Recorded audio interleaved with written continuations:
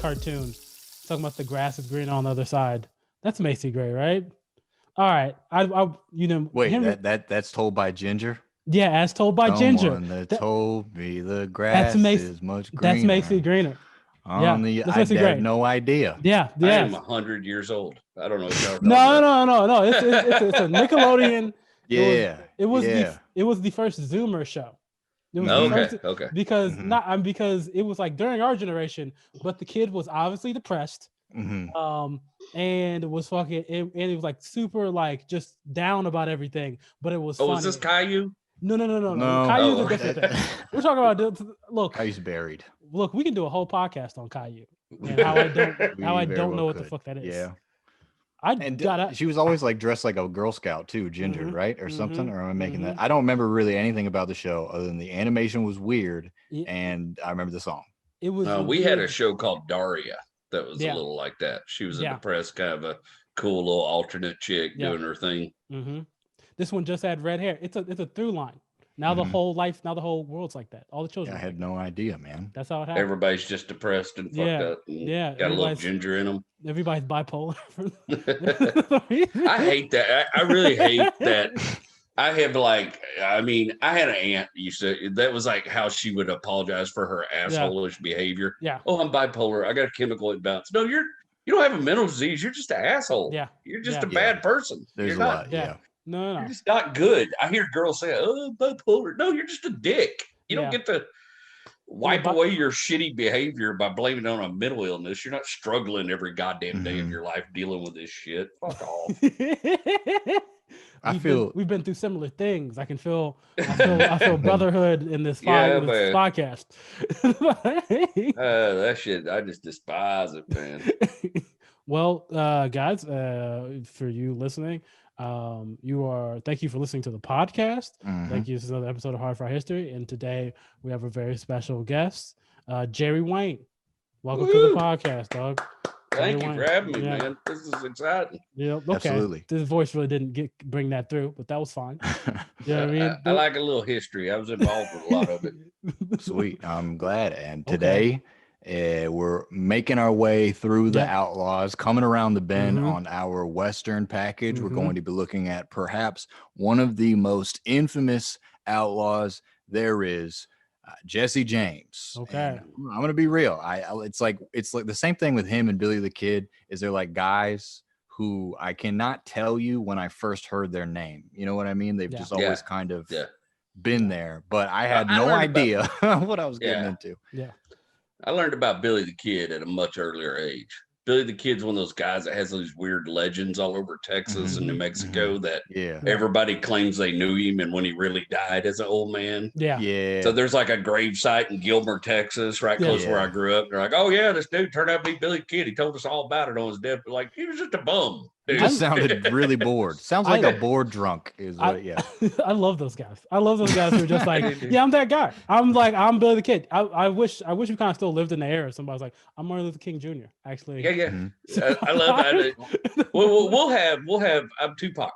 Yeah. Okay. Tupac. Yeah. Yep. The We'll same. have Yep. an old black man Yeah. and really excellent physical shape Yeah. guy. Mhm. And he'll be on his deathbed and he'll be like, hey, I got to tell everybody, I'm the Pac. It's me. No. Tupac is still alive. Him and Asada Shakur Mhm. are in Are in Cuba, Havana, you know, just fucking smoking Cuban cigars. and roasting pigs, and Roasted it's pigs. a, it's And can a you blame good him? time, right? Can you blame I him? mean, I don't. It's kind of wild here. Yeah. Well, I read so- the other day that Alanis Morissette is a clone. No, other Canadian girl. There's a lot of them. Little punk rock skater chick. Oh, Avril Lavigne. yeah. Avril is a Yeah, clone? apparently she was replaced by a clone back in 2002. Oh, everybody's been man. placed by a cone. Gucci Man. Yeah, Paul McCartney. Chris Rock's a lizard person, bro. We can get on the internet. I guess this is a good time to tell you guys that I'm actually a clone of the original. I'm actually the 34th clone of what was the original Henry Price. It's kind of What a downgrade. they That keep is on like a historical night. There's been like Henry Prices like all through history. Like that Yeah. name goes all the Mhm. way back to I'm sure some really terrible people. Yeah. Oh yeah, for Yeah. sure. Because I'm everybody's scared to history look was up my terrible. family history. I'm telling you, No. I don't want to do the 23andMe. Not I because feel of like any there like deep was state a shit, famous because I don't- gunslinger named Henry Price or some shit, man. or a sheriff or something. Don't pump his head like that. Don't do that. Okay, No, I mean, there's probably one named Josh Stokes too. No, there's not. Yeah, I mean, it repeats, it repeats. So September 5th of 1847, Jesse Woodson James is born to Zerelda and Robert James in Western Missouri. His father is a preacher, and the family does own slaves. I think at the most slaves they ever owned, or enslaved people rather, were 6 at one time. And then the author of the book that I read, I'll bring the title up later. It says that Jesse was probably raised primarily by Charlotte, who was an enslaved woman. He's speculating that was a person who took the most care of him. Running through kind of his early childhood from 1847 to 1861, Robert James, whenever Jesse is age 2, he decides to go out and quote unquote preach to all of the gold miners and panhandlers out in California during the gold rush. And they need Jesus just as much as anybody else, right? Yeah. Jesus needs that gold. That's right. Exactly. Zerelda gets remarried twice. Benjamin Sims being the first husband, he dies, and then third and last husband is this guy Reuben Samuels, who she's very easily able to dominate and maintain control of her estate. One thing I know about names is you've never trust a nigga named Reuben. Reuben? No, that's a fair point. I've never, besides Reuben Stoddard, I like him. Yeah, no, he can sing, but no, I've never met one. It's a good sandwich, is it not? It's decent enough sandwich. I mean, it's Thousand Island. Half a dozen other. Come on, I'm all about Thousand Island. I would just like to say that anybody that is the offspring of a preacher is usually trash. Yeah, no. There's very little good that ever comes of a preacher. Somehow it skips a generation, No. Look at Joel Osteen. Everybody comes from a preacher. It's garbage. No, because the preacher's kids are always like, "Where's your kid? Oh, he's fucking in the bathroom of this church." Right now. That is like Sam Kinison, preacher's kid. Yeah. Well, I mean, misogynistic, homophobic, bully. Okay. Great comic, but a prick. Yeah. So another pivotal event that happens during Jesse's childhood is Bleeding Kansas from 1855 to 1857.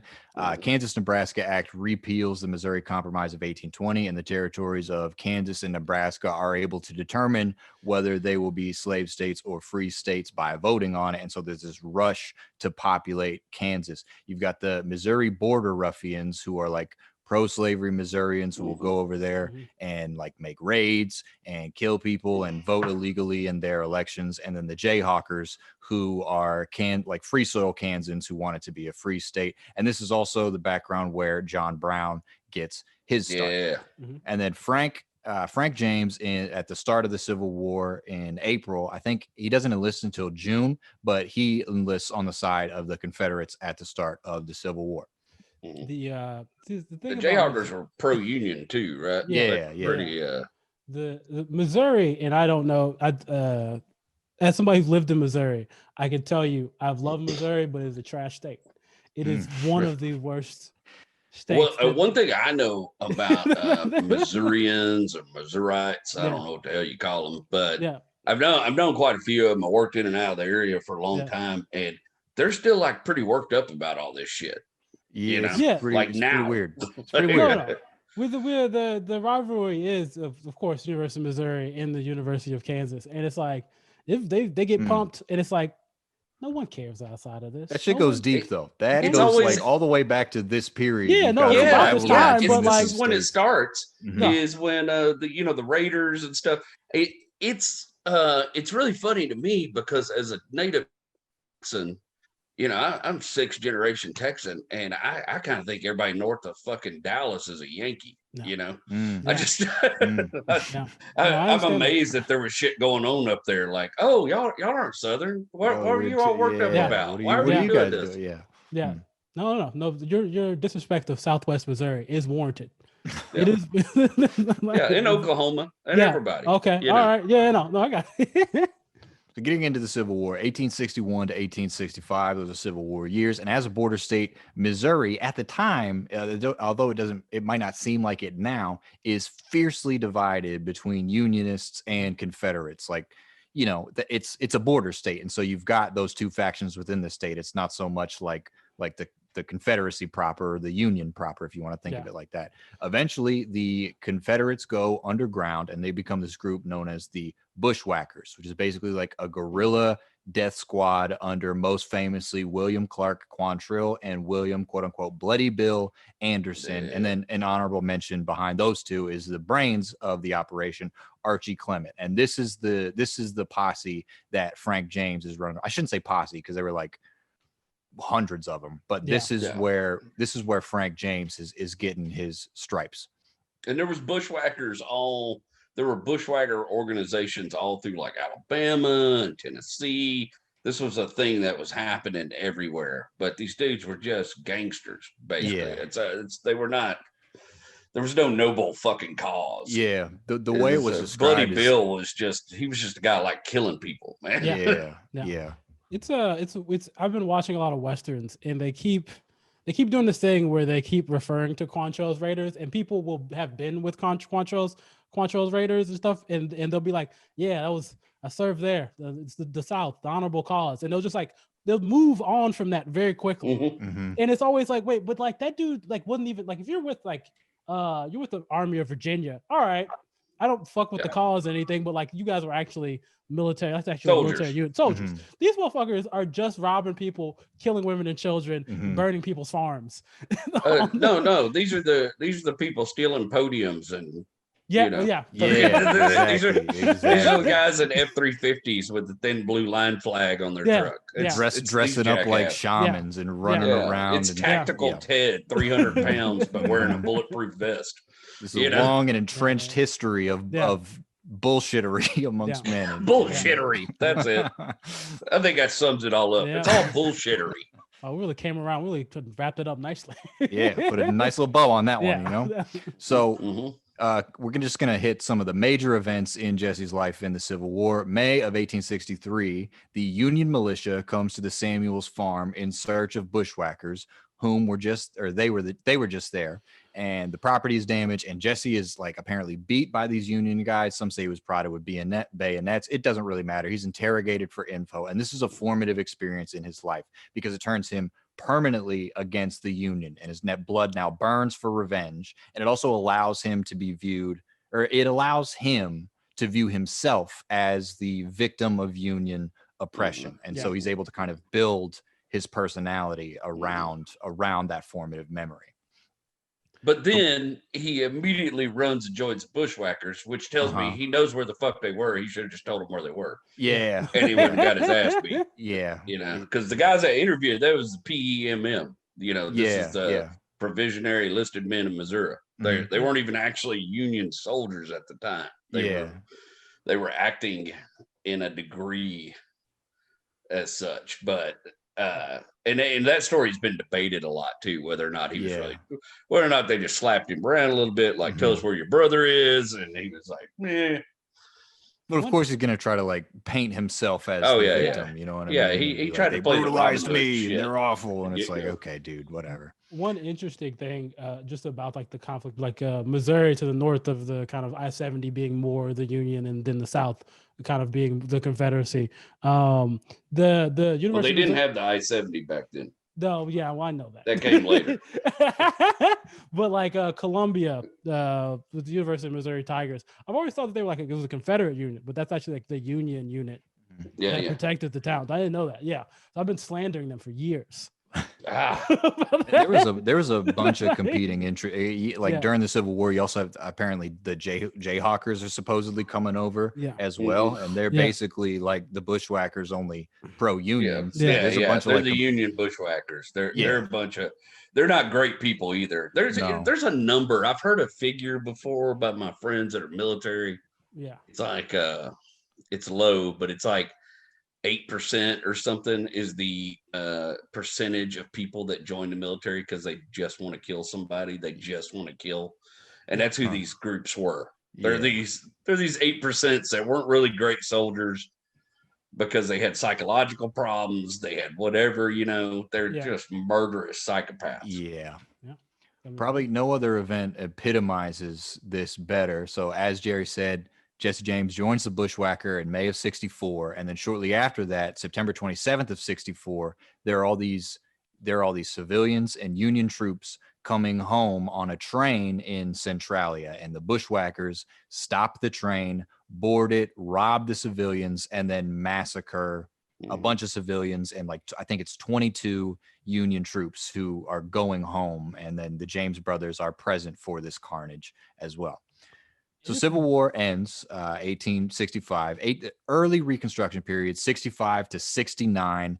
Just some points about it. You have the oath as part of like disbarring former Confederates from exerting any amount of political influence. You're required to take the oath, whereby you swear allegiance to the Union and you say, I've never even sympathized with the Southern cause. And if you don't, you're barred from voting and barred from running for office. The figure the author cites is around 35,000 to 50,000 voters are disenfranchised. There's also a divide between the radicals, who are like unionists and are pro-Reconstruction and want it to advance as quick as possible. You've got the conservatives, who are pro-union, but they want to kind of slow the pace on Reconstruction. And then you've got your hardcore holdouts, your rebels, your secesh element, who's like, you know, South will rise again, war ain't over types. I mean, I will disagree. And I think it. Okay, sorry, Josh. No, I was just saying, I'll disagree with the term disenfranchised. Yeah, that's actually what I was thinking about. Like we should also put in perspective that 40,000 voters disenfranchised them was like 50%. Yeah, that was a lot. It was a big. It's not like 40,000 people now. They don't matter. Yeah. No. That's. I couldn't think of another term. Barred is probably more barred from voting, banned from voting, banned from the polls. But you know. It's this weird, and it's like those those rebels who are just like, I'm just gonna keep the South will rise again. This is still alive. That movement, like, you seen Outlaw Josie Wells? Yeah, well, he's a Quantrill. Yeah. He's one of Quantrill's guys. Have you seen? You know, in that movie, he's trying to like make. It's Clint Eastwood directed that movie, from my understanding. I love this movie. It's one of my favorite. Is he? No, I hate that movie because I feel like he's trying. It's terrible. It's horrible because of what it says. But he's trying to make the Confederate cause in the cause of Native Americans the same. Yeah. Like, yo, he's trying to paint this noble bridge between. Yeah, I know. As a kid, I was fully swept up in this movie. As an adult, when I watch it, I'm like, man, Clint Eastwood's a bad motherfucker. But you're wrong. You're wrong. that is a stretch to say the least. You're leaping. Go argue with the chair some more, Clint. You're wrong. So I think it bears. Never mind. Fuck that. Okay. Another thing that is characteristic of Reconstruction during this period, you've got escalating violence as veterans return with their arms. And this is one of the first times in American history where people carry arms, because you've got all these vets, all these people that are served, and they don't always take those weapons. So now you've just got a bunch of dudes with PTSD and guns and resolving their civil disputes just by dueling and shooting each other. And then, of course, you have the rise of the Klan and violence against Black people, not only in Missouri, just again across the South. Yeah. You have the growth of railroads and the influx of Northern immigrants and speculators to Missouri. And then you've also got the establishment and growth of national banks, where the U.S. is trying to consolidate their financial system. So they make all these national banks. And then greenbacks are the new legal tender. Like, I think they passed it. I'm not sure if it's 1865, 1866, sometime where that is officially legal tender, and you have to accept that. And this is a way to like unify the financial system across the Union. Now, the bushwhackers, they start robbing those banks, including the James brothers. So this is where they get kind of their start. And Jesse likes the life, I suppose. Yeah. Also, notable mention is, Kit Dalton was riding with these dudes. The Younger brothers, Cole Younger and his brothers were riding. They were a nasty little bunch of guys they churned out from that situation. And it was nightmare havoc that they wreaked, everywhere they went. Do you think it's just because of the particular type of warfare that had been happening there in between Kansas and Missouri that this is where a lot of these desperado type figures come from, because they'd already been doing it? Guerrilla warfare largely invented during the Civil War. Before that, people lined up and shot each other in lines, except for in the French Indian War. Maybe American style guerrilla warfare, because in U.S. indigenous war, I'm just talking about No, I'm sure people back then in South America already had AK-47s, but the Civil War, people don't understand how it's like transformative a war. Like, you start that war shooting each other in lines, and then by the end of that war, you're in trenches with like Gatling guns. Yeah. And it's Well, just by the World end of War that war, half the country had no shoes. Yeah. You know. And the other half was just doing kind of fine. And Yeah. that's the funniest thing about the whole war. They didn't really try that hard. Yeah. No. There was far superior general on the southern side. By all rights and by all the math, they should have won. Oh, me and Henry have been reading. We were just about like how Robert E. Lee pops up everywhere. Yeah. Oh, he was Civil War. Before the Civil War, he was an American hero. Man. Yeah. Him and Grant fought alongside each other. And then Lightning Jackson was one of the baddest dudes, man. And then he pissed it all away, and there should be no statues of him in plazas. That's I concur. There should be no schools named after his ass. Okay. There we go. Yep. So December 6th of 1869, what really puts Jesse James on the map is there's the murder of this man at a bank. It's this guy whom Jesse James thinks is Samuel Cox. Samuel Cox is the guy who murdered Bloody Bill, and Jesse James kills who he thinks is Cox in Gallatin, Missouri. It's not actually Cox. It is this guy, John Sheets, who is a Union vet, and you don't want to be the man to kill a Union veteran, especially at this time in Missouri. It's not good. And so the James brothers, they have to go under the radar because they're both implicated in this.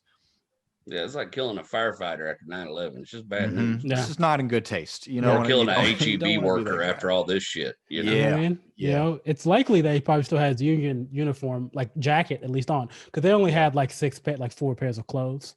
That was all the knowledge he had of the dude. The dude had a military outfit on, and he shot him, and he went around telling everybody he killed this guy that was this bad. They weren't even the same age. What a fucking idiot! Like, why would you tell people that you were the guy who, like, I just killed a Union vet? Like, you're a fucking loudmouth. Like, it was like if you got in a fight with a Marine and killed a Marine in a bar fight. Ran around telling everybody, I killed General Mattis. I was tired of his shit. Took him out. It's a 21-20. He's the Kyle Rittenhouse of like the Kyle Rittenhouse of Reconstruction, Missouri. Reconstruction era. I love it.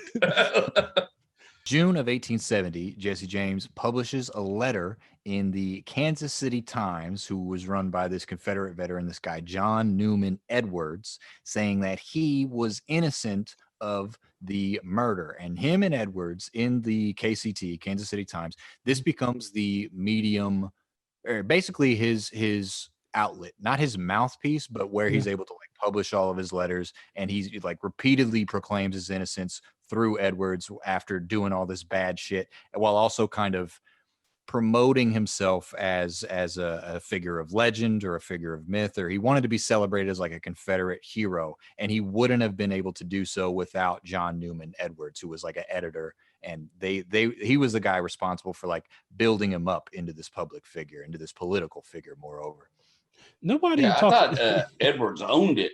Was he just an editor? I think so. He edited. I think he did own it.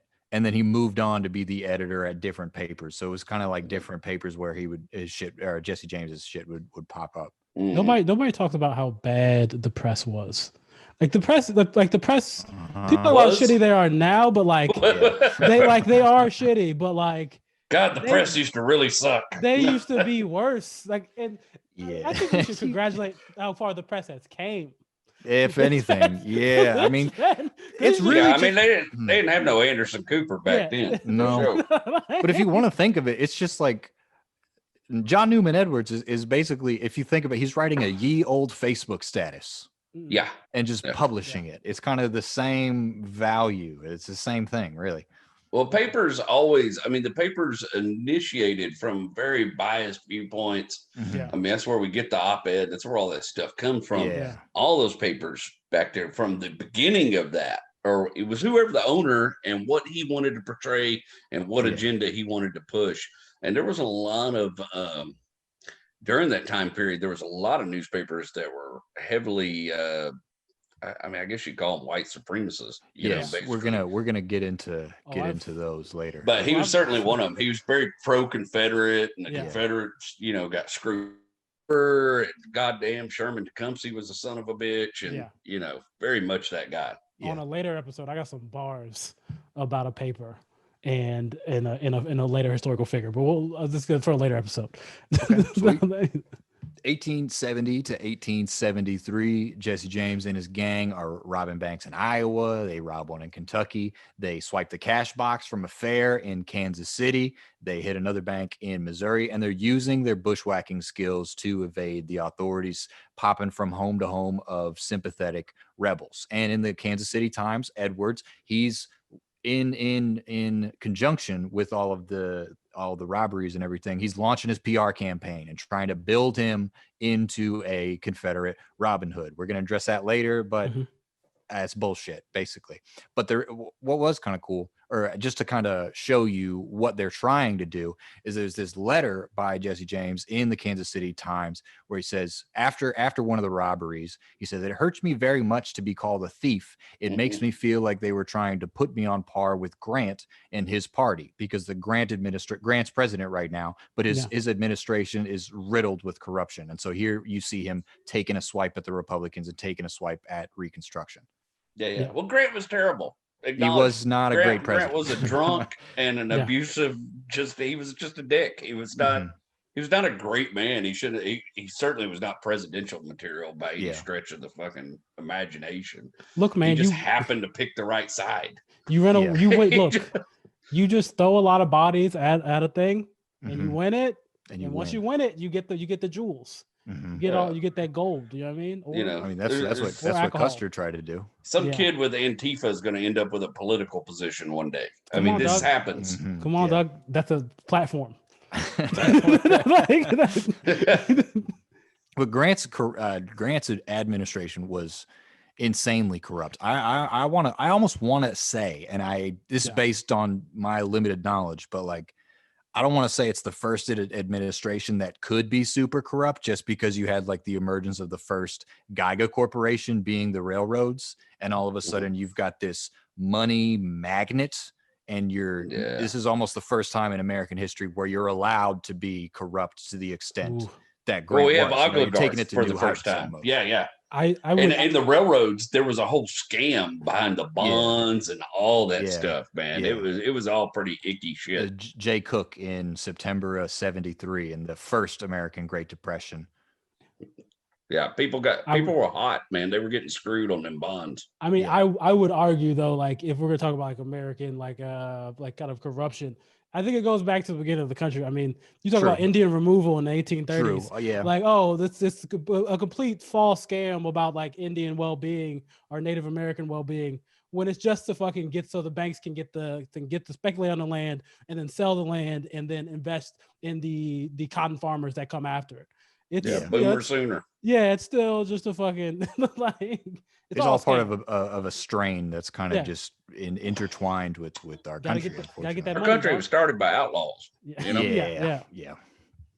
Summer of 1873, the James brothers and his crew, they get the idea to start robbing railroads. Or similar to the banks, railroads are symbolic of the might of northern industry, and also, as we talked about, the railroads attract a lot of corruption, not only at the federal level, but also at the local level. There's like an increasing number of scandals. And so July 21st of 73, they attacked the Rock Island Railroad in Iowa and only score about $2,300. However, the news goes national.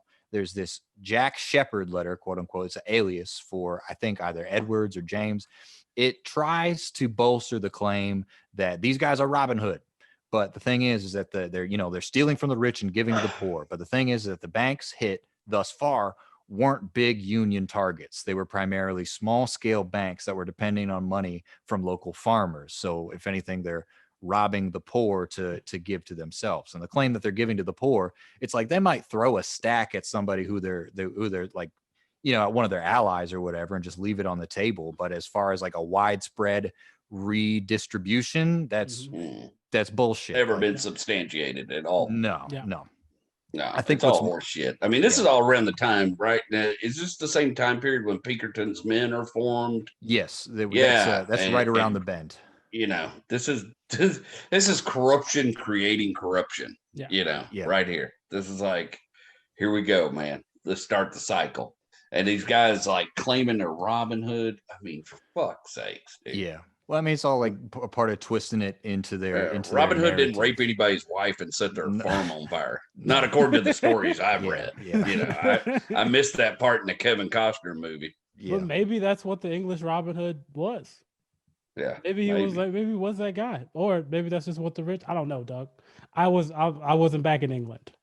I'm here right now with you, Jerry Wayne. This bit didn't go anywhere. What the author of the book, the book is Jesse James, Last Rebel of the Civil War by T.J. Stiles, published 2002. What he's saying, and what I agree with, is more indicative of their symbolic message. Rather than Robin Hood, they do this train robbery dressed as Klansmen. So their allegiances, their agenda is unequivocal with that. Don't fall for the bullshit. No. And Quantrell's Raiders all came from that. It all come from that. The way they were treating people and the way they were murdering people. I mean, they were just, dude. Fuckers. These are the guys that ended up forming the Klan. These are the guys that ended up starting all that. You know, beta version of the Klan. It's just like, some testing. Just testing it. Just like, we're gonna refine. There's the meta version. It's the Klan within the Klan. The deep Klan. Knights of the Golden Circle, big dog. Come on. Yeah. It's actually funny. That's why when people talk about the Klan now, I'm like, well, these guys now are kind of just jokes. They're like cosplaying. Yeah. No, they motherfuckers. Yeah. The old days. Yeah. So September, they don't show up anywhere anymore. No. Okay. Good. Not like they used to. Not like they used to. Good they don't show up anywhere. I can remember being a young man and seeing them in a fucking parade and shit, in Alexandria, Louisiana. But in 2020, 2021, no, man. They don't want to get fucked up by like. It's going to go bad. Now they got to hide under tiki torches. And they're going to get their picture taken. It's going to get circulated online and they're going to get fucking fired. And it's like good, you know? Yeah. September of 1873, the Unionist governor Silas Woodson offers up a bounty for the gang and condemns local law enforcement for not trying hard enough to catch them. And, local law enforcement, they've basically just got their hands or their thumbs through their suspenders. Like, what are you going to do? Yeah. And they received glowing tributes from both the Kansas City Times and another white supremacist newspaper called the Lexington Caucasian. Yeah. Well, I wonder where their loyalties lie. I wonder what they're trying to push. You know what I mean? Yeah, like they were proudly pushing for people of color. There's like 8 black people in this town. Yeah. Like I don't know why you need to say it. Like, the Lexington Caucasian. Just want to make there's 8 black people in Lexington now. Yeah, just like I just want like we like it is especially in that time. It's like a lot of people couldn't read. Yeah. Like those just they weren't allowed to read. They weren't allowed to read. They had to learn to read, man. Like that was a crime. Yeah. They just went unabashed for it though. They just put it right. Lexington Caucasian. Like we're going for it, All the Native Americans are dead. They've died of smallpox. And there's like 8 black people. Like, what are you trying to say? It's crazy. I actually kind of miss. I mean, this was like the parlor. Back then, the parlay, whatever you want to call it. Yeah. I kind of miss when that sort of thing was allowed because at least you knew who to avoid. You knew who the motherfuckers were. It wasn't like hiding. You could see them a mile away. Yeah. I'm good. No, I'm good, big dog. Yeah. You are? Yeah. Okay. I prefer being able to see them coming, Like, I mean, like, because I run into this problem with my accent that, like, I'll be talking to what seems like a pretty fucking normal, nice person, and then they'll lean in. Yeah. And they think because I have the voice that, I'm on the crew, and they'll lean in and deliver some fucking heinous shit. And I'm like, oh my God, damn. Oh, dude, I've gotten that with this voice and these freckles. And let's talk about Always Sunny. And then like all of a sudden it's like you got an opinion about Obama that's just racism. And I'm like, damn, dog, I'm not that friendly of a black person. Obama, Ebola, same letters. I'm just saying. So January of 1874, the crew goes on a rampage. They hit a stagecoach in Louisiana, then another near Hot Springs, Arkansas. So this is to show that they're kind of branching out from Missouri.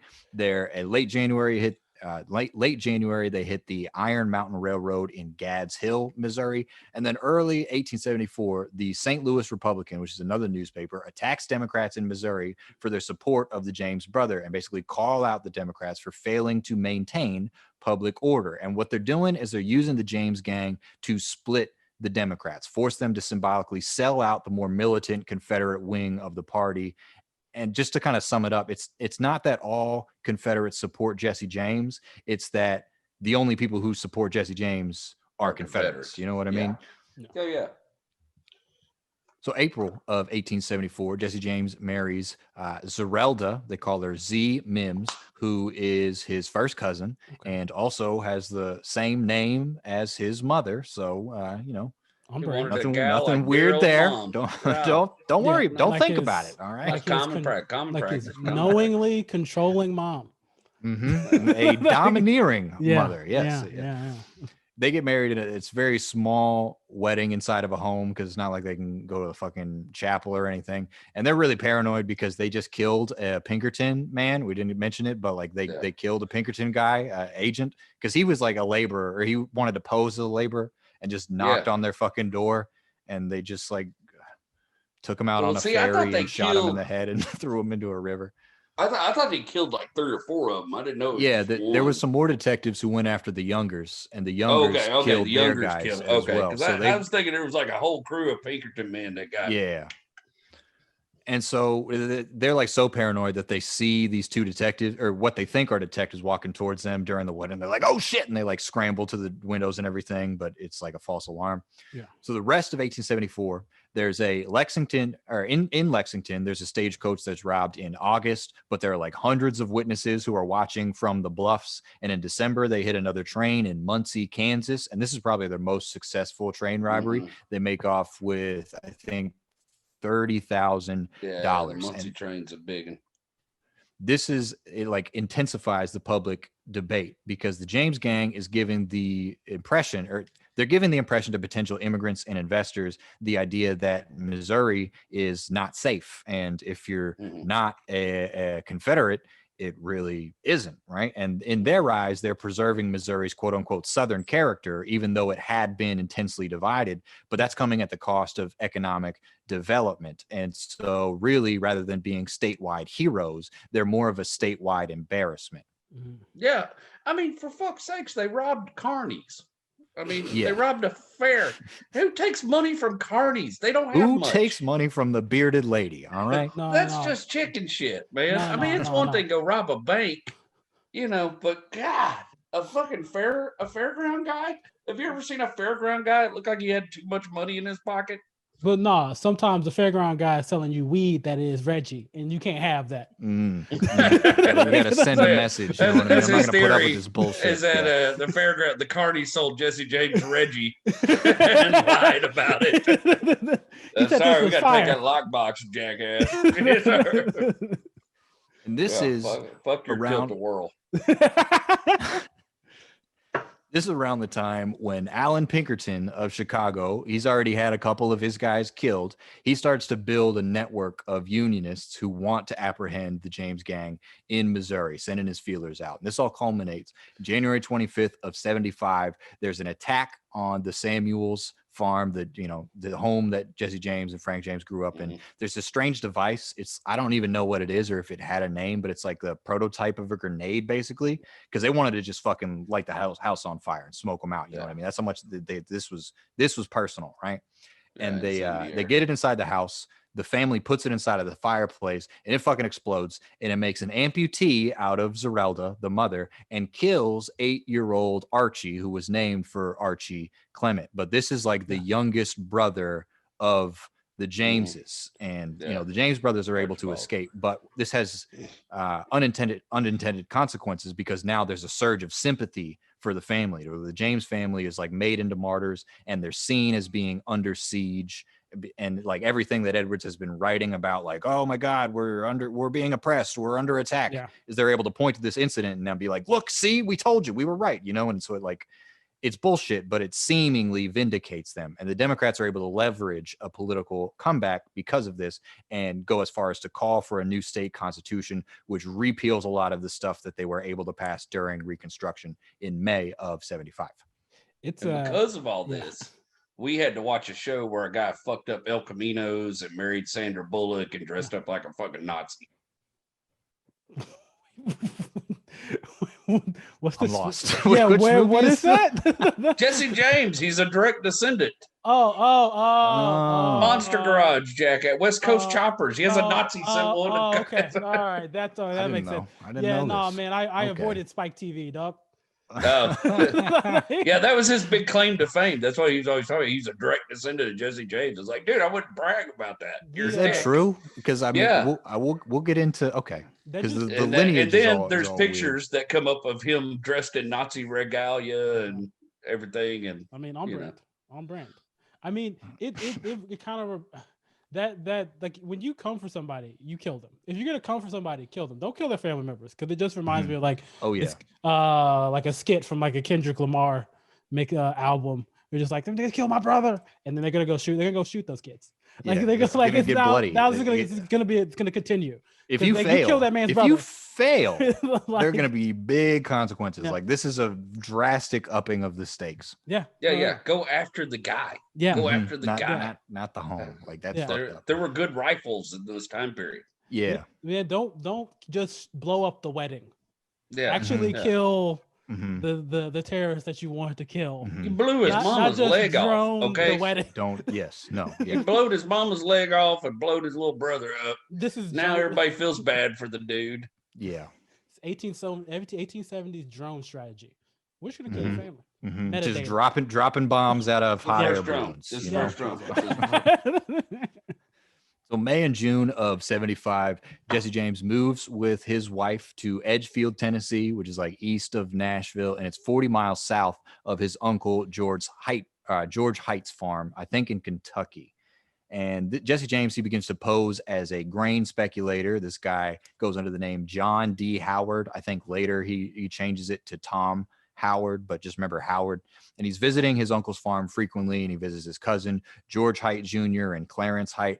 And he tells George Height that he's thinking about getting out of the game, perhaps, because he finds that he is not as popular as he thought he would be outside of Missouri. He's not unknown, but he's not the sensation that he thought he would be. Yeah, he is the Tech 9 of bank robbers. Tech 9, just known in Missouri, nowhere else. Well, yeah, and it's I was gonna say I have no idea. There's massive social change happening in the country at this time too. The social contract once again being rewritten. People are looking at things differently and waking up to new ideas and realizing old ideas maybe were trash. People are go ahead. That's why he's losing sympathy. People also coming together like, look, North and South, it doesn't matter. We just don't like brown and black people. That's also happening. It always comes back to that. It's important. It always comes back to that. It's like, hey, we should all get along, but fuck these guys. The real threat are the Native Americans, the U.S. indigenous. We can unify around that one, right? Oh, they've been dead for 10 years at this point. Not quite yet. Geronimo's still holding out. Yeah. Little Bighorn is right around the corner. So it's still going on. It's sorry. 1875 to 1876, the gang hits a bank in West Virginia. They rob a train at Rocky Cut in Missouri, and they continue the PR campaign where he repeatedly protests it. He says, I'm innocent. I didn't kill those people. I didn't rob that train. That was Antifa. Okay. Okay. It wasn't me, man. It was Antifa. Okay. Nice. Come on. What are you doing? Nice. And he wants to build up his image publicly across the South more broadly. But in order to do so, he's going to need a large stunt. Yeah. So on September 7th of 1876, they go all the way up to Minnesota. And there's an attempted robbery at the Northfield Bank in Northfield. And there's like a huge shootout. Reason they picked this bank is because it's the known location where this Union veteran and military governor of Mississippi. He was like a big champion of Reconstruction. This guy, Adelbert Ames, his father owns like a wheat company, and he keeps all of his money at that bank. So they're going to hit that bank to send a message, right? Huge shootout. It ends up failing. They kill a clerk, and then the James brothers and the younger also, they all have to flee, right? So the gang splits up. The younger brothers are captured, arrested, and jailed, and the James brothers basically steal, starve, and freeze their way through Minnesota, the Dakota Territory, Iowa, and back into Missouri. And for like 2 years nearly, Jesse James is laying low in Tennessee, because this robbery on September 76 up in Northfield, this is where he finally overreaches and bites off more that he can chew. So he lays low and is living as John Howard for a while.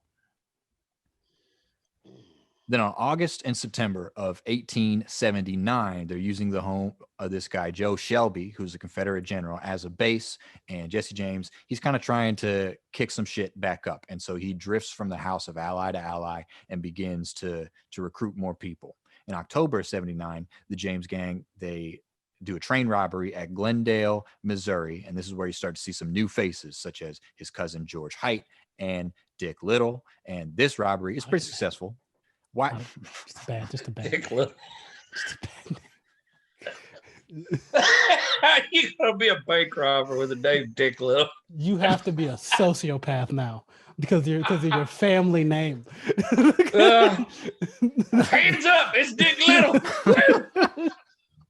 Yes, we know. That's why you're robbing the bank. Yeah, we get it. We know. You don't need to tell us. All right. Look, man, we value you as a person. It just doesn't, your penis in every space size and everything. He's like, who said anything about penis size? I spelled with 2 D's. Yeah. It's with 2 D's. Okay. It's Scandinavian. Is it? Are you sure? Is it? Okay. My name is fucking Richard. His name wasn't. It was Andrew. It was Andrew Little, and he was just like, just call me Dick. And it's like, why would you do this to yourself? Then he did that to himself. Yeah, fuck him. Yeah. That's what happens when you ain't book read.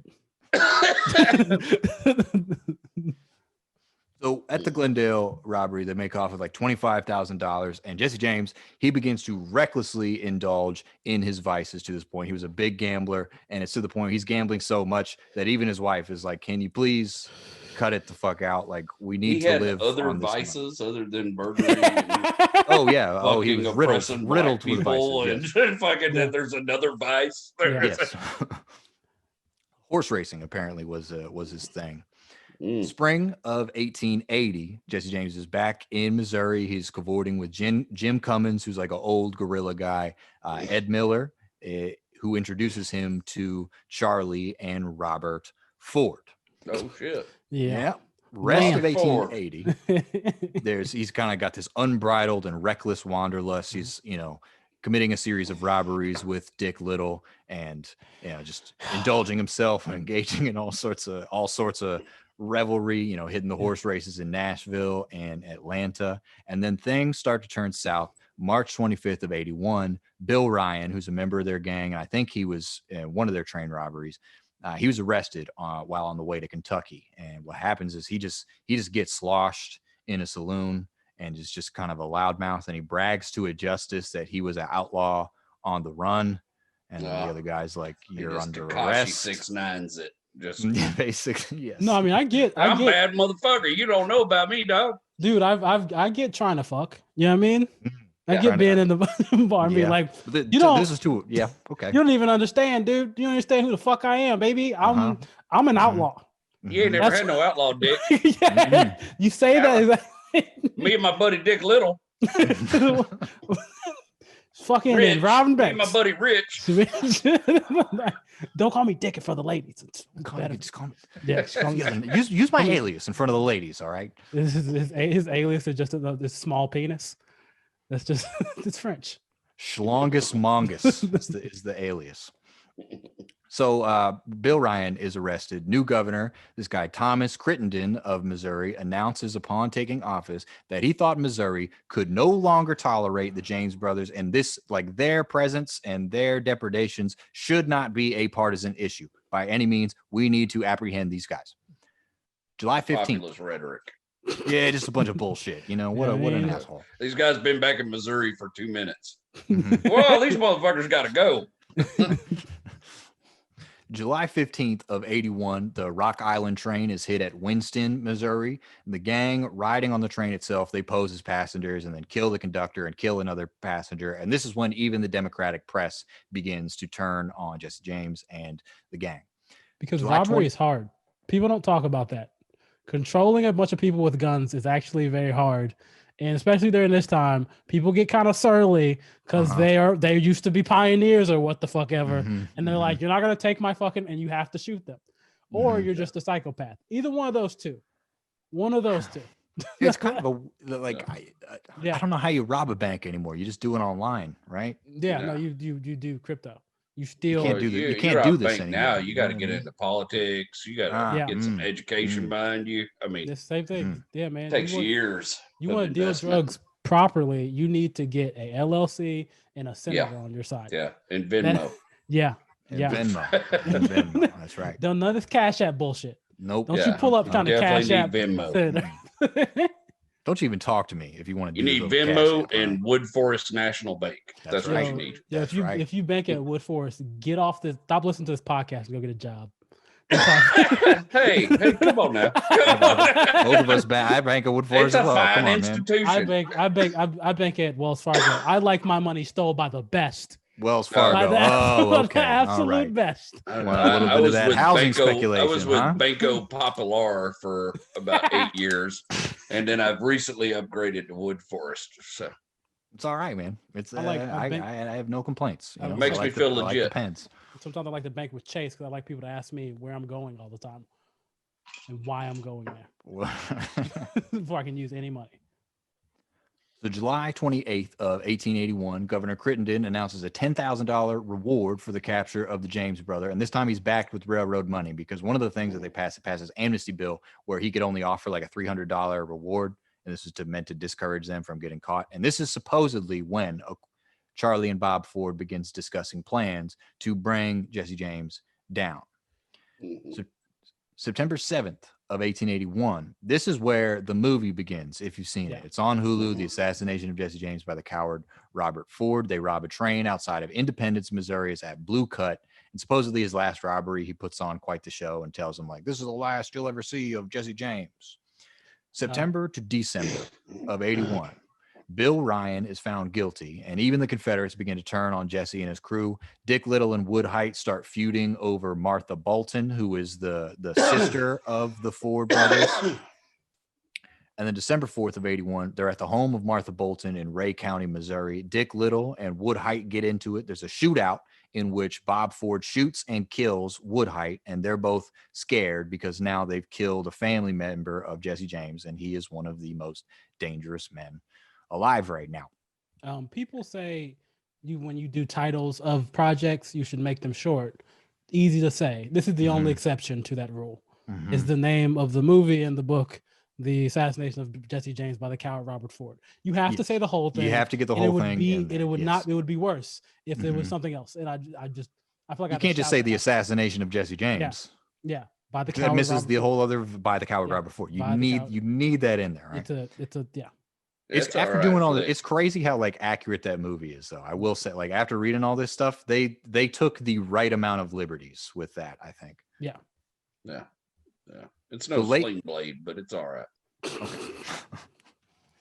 Late December of 1881, Jesse James gets his family moved into the new home in St. Joseph, and he's kind of floating around. He doesn't discover Wood Height's death or really look into it that much. January 13th of 82. This is when in Kansas City, Bob Ford agrees with Governor Crittenden. They hash out an agreement to where if he turns in Jesse James or kills Jesse James, he's going to get the reward money and amnesty. And then later that same month, Dick Little agrees to testify against Jesse James, also in exchange for amnesty. Fucking little Dick.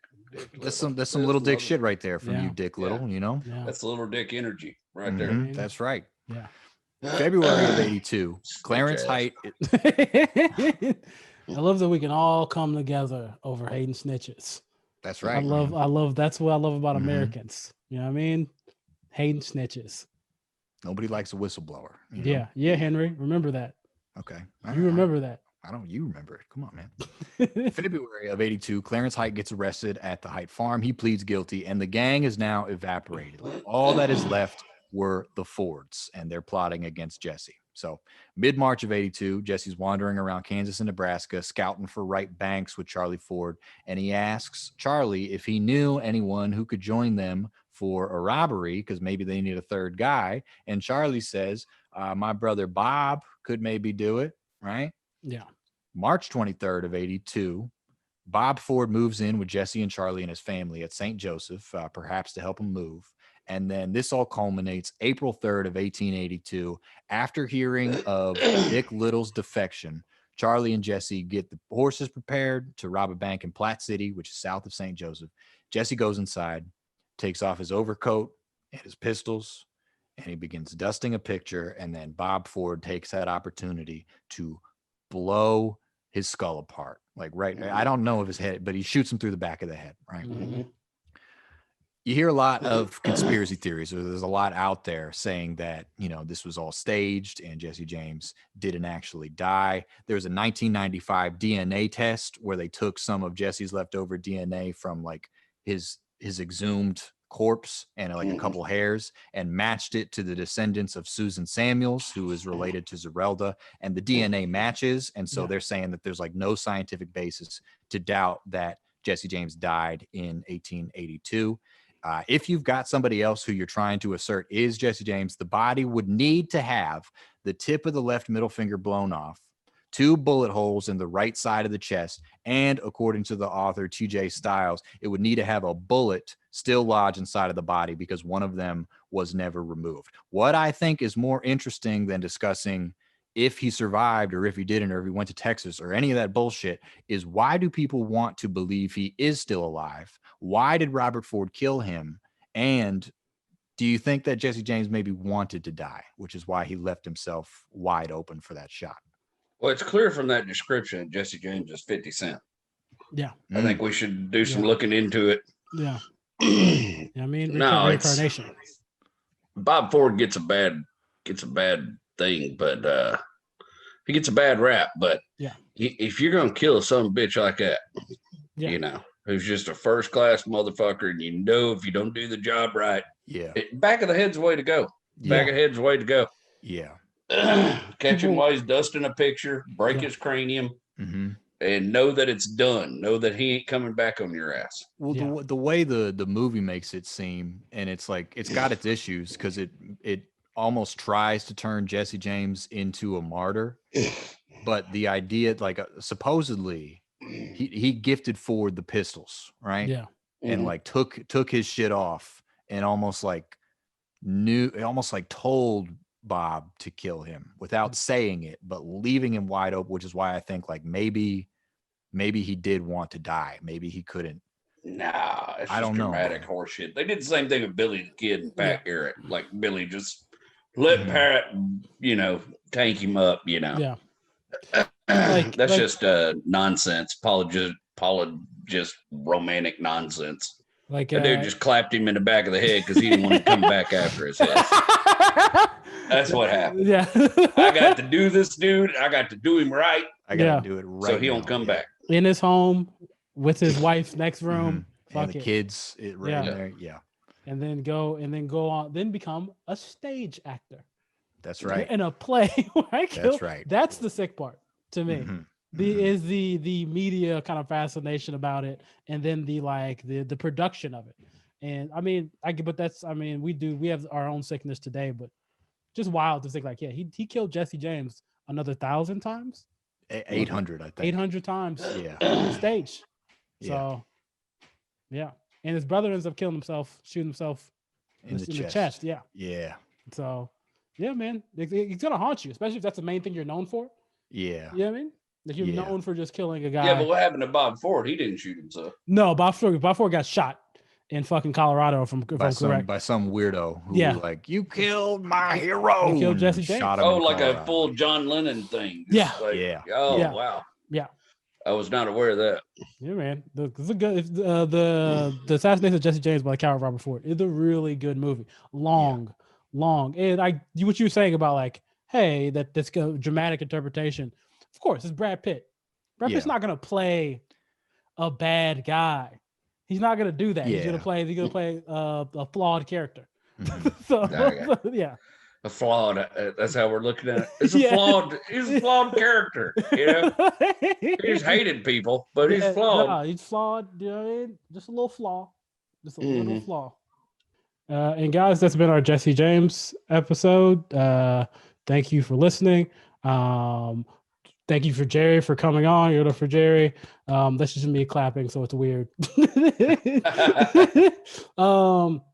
Guys, please follow us at Hartford History on Instagram and Facebook, Asian Fetch Podcast on Twitter. Henry, where can they find you at? You can find me Henry Price on Instagram, just Henry Price on Facebook. You guys can find me at Joshua B. Stokes on Instagram and Twitter, Joshua Stokes on Facebook. Jerry, where can they find you at? Jerry Wayne Longmire, Facebook, Instagram, and the Twitter. Okay, guys. You got any shows or anything coming up, Jerry? Yeah, man, I'm doing Filth on the 29th of January at Rudyard's, and some bullshit on the 30th. Conroe for Jesse Saldana. Nice. I'll be up there out of the loop. And hopefully I'm going to have a show coming out here pretty quick. We've been writing the script, working on it, so hopefully to get in production pretty soon on that. You tell us that's stuff awesome, up front. You don't fucking just leave that man. for the back. No, you're trying to play fake humble out here, fucking telling us at the end. All right. All right. Well, guys, that's been our podcast on Jesse James. Thank you guys for listening, and we'll see you guys next time. All right. Peace.